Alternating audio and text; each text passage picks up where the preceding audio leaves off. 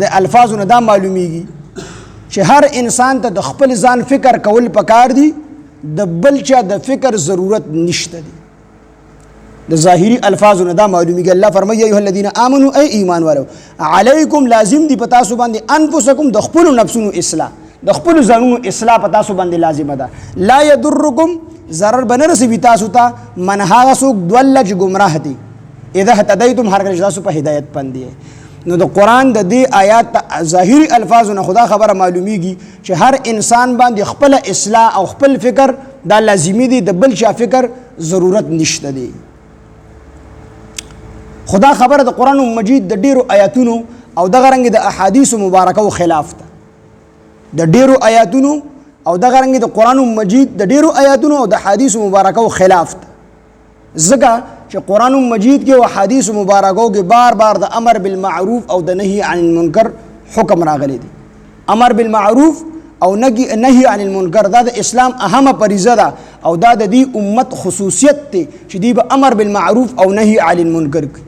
نو چې کله دا آیات نازل شو نو د بعضو خلکو په زړونو کې شبهات پیدا شو چې موږ باندې امر بالمعروف نشته دی، بس د خپل ځان فکر کول پکار دی، بل څوک جهنم ته ځي کو هر طرف ته ځي، د بل چا ضرورت نشته. په دې باندې شک او شبهات پیدا شو. نو خلکو د نبی علیه السلام نه دې خبرې وضاحت وغوښتو. نو نبی علیه السلام ته وفرمایل چې داسې کار دی، د دې مطلب دا دی د دې آیات مبارک چې تاسو خلکو ته چې کوم دی څه وکئ، تبلیغ ورته وکئ، تاسو امر بالمعروف وکئ، نهي عن المنکر وکئ. د هغې نه پس کو یو سړی ستا خبره نه مني نو راه راست راوستل دا ستا کار نه دی. یو سړي ته تا دعوت ورکړې، یو سړی مثال په تور مونځ نه کوي، تا ورله د مونځ دعوت ورکو، لاړې ورپسې د مونځ فضایل دې ورته بیان کړل، د دې وعیدونه دې ورته بیان کړل په نه کولو باندې، او د دې باوجود ستا خبره ونه منله، نو اوس دا د دې سړي ګمراهي تا ته ضرر نشي در رسولی. البته چې کم تا ورله دعوت نه دی ورکړی نو بیا به تا ته ضرر خامخا در رسي.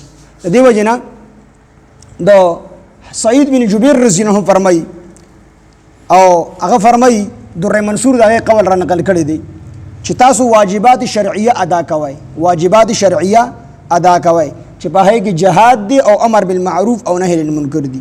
ان تاسو جهاد کوئ، امر بالمعروف او نهي عن المنکر کوئ.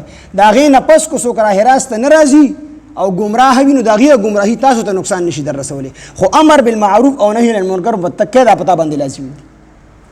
او د دې آیات مبارک چې کوم دی د الفاظو نوم دا معلومیږي. الله فرمایي یا ایها الذین آمنوا ای ایمان والو علیکم لازم دی پتا سو باندې انفسکم د خپل ځانونو اصلاح، لا یضرکم تک ضرر بن رسوي تاسو ته من هغه څوک ضل چې گمراه دی اذا اهتدیتم هر کله چې تاسو په هدایت یې.